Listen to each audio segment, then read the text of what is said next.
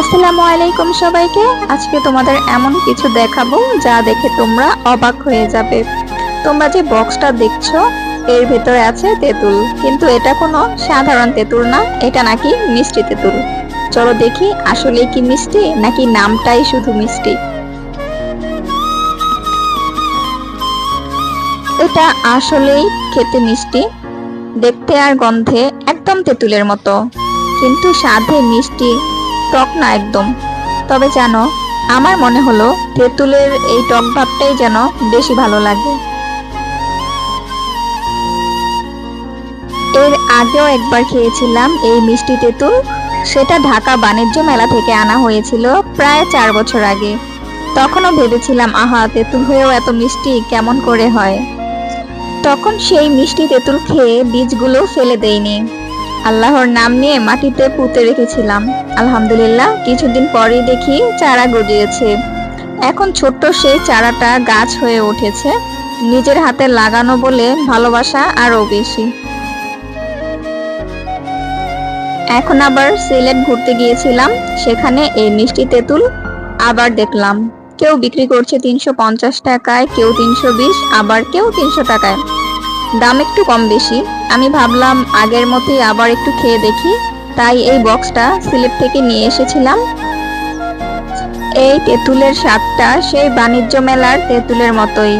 আসলে মিষ্টি তেঁতুল আর টক তেঁতুলের মধ্যে তেমন কোনো পার্থক্য নেই, শুধু স্বাদের দিক থেকে একটু আলাদা।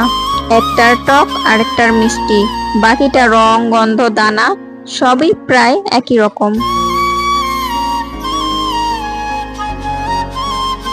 আমরা যে তেঁতুল খেয়ে বীজ বুনেছিলাম, এখন সেই চারা অনেক বড় হয়েছে। গাছটা দেখতে ঠিক টক তেঁতুলের গাছের মতোই, কিন্তু খাওয়ার তেঁতুল আসলেই মিষ্টি। কাঁচা অবস্থাতেই মিষ্টি লাগে, আর বড় হলেও স্বাদ একই রকম মিষ্টি। তবে গাছের পাতা একটু টক লাগে, একদম টক তেঁতুলের গাছের পাতার মতোই। তবে তেঁতুলের ফল খেতে মিষ্টি আর পাতা টক, দুইয়ের স্বাদ আলাদা, কিন্তু একসাথে মজাই লাগে। তবে প্রথম 2 বছর ফুল ধরেছিল, তেঁতুল দেখিনি। এবার কয়েকটা তেঁতুলও এসেছে গাছটিতে। স্বাদ দেখলাম, স্বাদটা মিষ্টি লেগেছে, খুবই ভালো লাগছে। আমাদের বাড়িতে আরেকটা টক তেঁতুলের গাছ আছে, ওটা অনেক বড়, আমাদের দেখায় কত সুন্দর বড় হয়েছে। এই গাছটি আমার জন্মের আগে থেকেই এখানে আছে। আমি যখন হাঁটাহাঁটি করা বুঝতে শেখা শুরু করেছি, তখন থেকেই এই গাছটিকে দেখে আসছি। আগে আমি সব সময় এই গাছের তেঁতুল খেতাম। ছোটবেলা থেকেই এই স্বাদ আর গাছ দুটোই আমার খুব প্রিয়। তাই আজকে যখন অন্য তেঁতুল গাছ দেখছি, মনে হচ্ছে সেই দিনের সব স্মৃতি ফিরে এসেছে। তুমি কি কখনো নিজের হাতে জন্মানো গাছের তেঁতুল খেয়েছো? ছোট বীজ থেকে বড় গাছ, আর সেই তেঁতুল খাওয়ার আনন্দ আলাদা স্বাদ আর আনন্দ দেয়।